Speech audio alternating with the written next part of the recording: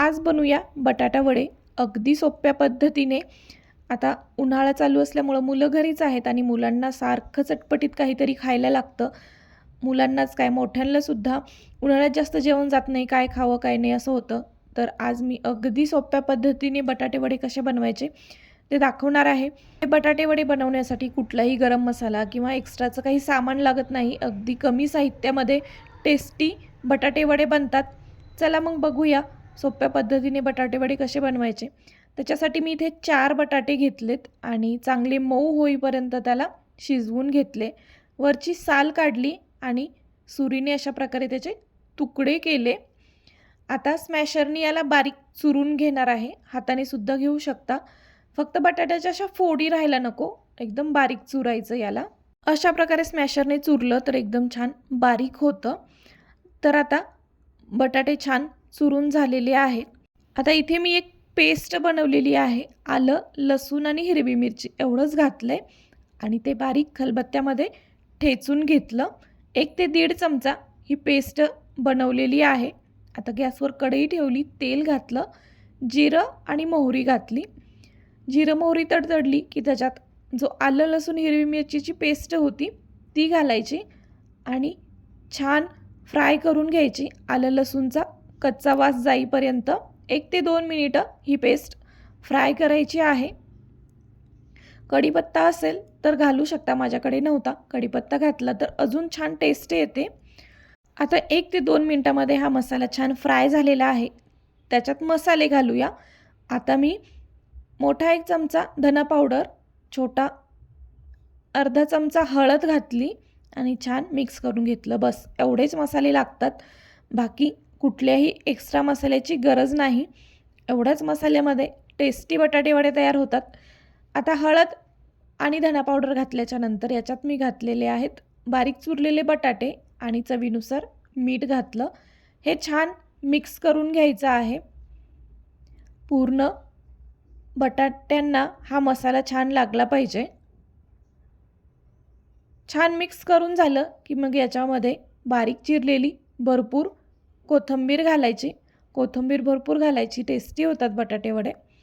पुन्हा एकदा छान मिक्स करून घेतलं आणि इथे आपला बटाटा वड्यांसाठी लागणारा टेस्टी मसाला बनवून तयार झालेला आहे। आता हा मसाला एका प्लेटमध्ये काढून गार करायला ठेवणार आहे। आता हा मसाला एका प्लेटमध्ये काढला आणि गार होण्यासाठी ठेवला। मसाला गार होतोय तोपर्यंत बेसन पीठ भिजवून घेऊया वड्यांसाठी। तर त्याच्यासाठी मी 1 मोठी वाटी बेसन पीठ घेतलंय, त्याच्यामध्ये अर्धा छोटा चमचा ओवा घातला, हातावर छान चोळून असा ओवा घातला की मस्त सेंट येतो वड्यांमध्ये। आता याच्यात अगदी चिमूटभर हळद घातली आहे, रंग छान येतो हळद कमीच घातली तर। खूप जास्त हळद घातली तर पिवळसर काळपट रंग येतो, त्याच्यामुळे हळद कमीच घातली। त्याच्यानंतर चवीनुसार मीठ घातलं आणि पाणी घालून पीठ भिजवायचे। पीठ भिजवते वेळी पिठामध्ये गुठळ्या राहू द्यायच्या नाही, एकदम प्लेन पातळ पीठ भिजवायचं आहे। आता बघा, गुठळ्या न होऊ देता पीठ छान पातळ भिजवून घेतलंय। आता हे पीठ 10 ते 12 मिनिटं साईडला असंच ठेवून द्यायचं आहे आणि बघा 10 ते 12 मिनिटानंतर पीठही छान भिजले, मसालासुद्धा छान गार झाला आहे। आता वडे बनवून घेऊ। गॅसवरती कढई मी तेल गरम करायला ठेवले आणि वडे तळायच्या थोडंसं आधी याच्यामध्ये 1 चिमूटभर खाण्याचा सोडा घालायचा। सोडा आधीच घालून ठेवायचा नाही, वडे तळायच्या थोडंसं आधी घालायचा। छान मिक्स करून घेतलं। आता जो मसाला गार झाला आहे त्याचे छोटे छोटे बॉल्स बनवून घेऊ। 1-2 फोडी राहिले असतील बटाट्याच्या तर अशा प्रकारे त्याला हाताने चुरून बारीक करायचं आणि याचे बॉल्स बनवायचे। तुम्हाला कितपत बटाटे वडे लहान किंवा मोठे पाहिजे त्याच्यानुसार साईज बनवा। मी इथे छोटेच बनवलेत कारण की बेसन पिठामध्ये डीप करून जर फ्राय केले तर अजून साईज मोठी होते, म्हणून मी लहानच साईजमध्ये ठेवलेत। आता इथे 5-7 असे बॉल्स मी मसाल्यांचे बनवून घेतलेले आहेत। तेलही छान गरम झालेलं आहे तोपर्यंत आता वडे फ्राय करून घेऊ। आता एक हा मसाल्याचा बॉल घेतला आणि बेसन पिठाच्या मिश्रणात घातला आणि अशा प्रकारे चमच्याने त्याला पिठामध्ये चांगलं घोळवून घ्यायचं। तेल गरम झाले की नाही चेक करायचं आधी, मगच बटाटे वडे तेलात सोडायचे. तेल छान गरम झालं आहे, खूप जास्त गरमही करायचं नाही, नाहीतर तेलात सोडल्या बटाटे वडे खालच्या साईडने करपतात. गरम तेलामध्ये हे बटाटे वडे छान सोडायचे आणि मस्त तळून घ्यायचे आहेत. तळतेवेळी गॅसची फ्लेम लो टू मीडियमच ठेवायची. खूप जास्त हाय केली तर बटाटे वडे कच्चे राहतात आणि लवकर लाल रंग येतो वरच्या साईडने. त्याच्यामुळे लो टू मीडियम गॅसच्या फ्लेमवरतीच बटाटे वडे तळायचे आहेत. आणि बघा 3 ते 4 मिनिटामध्ये बटाटे वडे दोन्ही साईडने मस्त तळून झालेले आहेत. खूप छान रंग आलेला आहे बटाटे वड्यांना आणि तेलात टाकल्यावर बटाटे वडा अगदी दुप्पट फुललेला सुद्धा आहे. बघा एवढे मोठे वडे झालेत, बॉल्स किती छोटे होते तरी. आणि अशा प्रकारे बाकीचे बटाटे वडे पण फ्राय करून घेणार आहे. बटाटे वड्यांचा रंग बघा किती सुंदर आलाय.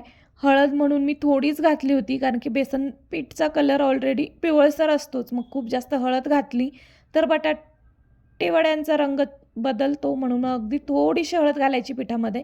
आणि बघा मस्त असे बटाटे वडे फ्राय करून झाले. आता बनवूया पुदिन्याची चटणी.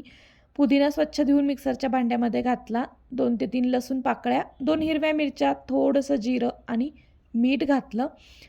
बर्फाचे 2-3 तुकडे घातले, याच्यामुळे चटणी लवकर काळी पडत नाही. आता मी कोथिंबीर घालायची विसरली होती, म्हणून मग नंतर कोथिंबीर घातली आणि पुन्हा एकदा चटणी वाटून घेतली. आणि बटाटे वडे म्हटल्यानंतर फ्राय केलेल्या मिरच्या तर पाहिजेच. मग मिरच्यासुद्धा तळून घेतल्या आणि इथे चटणी आणि बटाटे वडे तयार झालेले आहेत. मुलांना चटणीपेक्षा जास्त सॉसच आवडतो, म्हणून मग सॉससुद्धा प्लेटमध्ये दिला मुलांना. आणि टेस्टी असे बटाटे वडे तयार झालेले आहेत. रंग खूप छान आला आहे आणि टेस्टसुद्धा अप्रतिम होते. रेसिपीसुद्धा खूप सोपी आहे, खूप जास्त मसाल्यांची साहित्याची सुद्धा गरज नाही.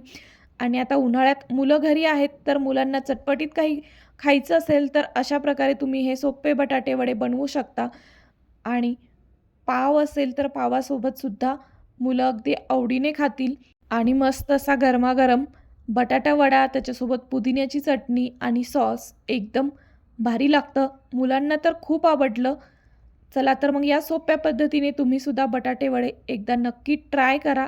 हा व्हिडिओ आवडला तर व्हिडिओला लाईक, शेअर आणि चॅनलला सबस्क्राईब करा. अशाच छान छान व्हेज रेसिपीजसाठी.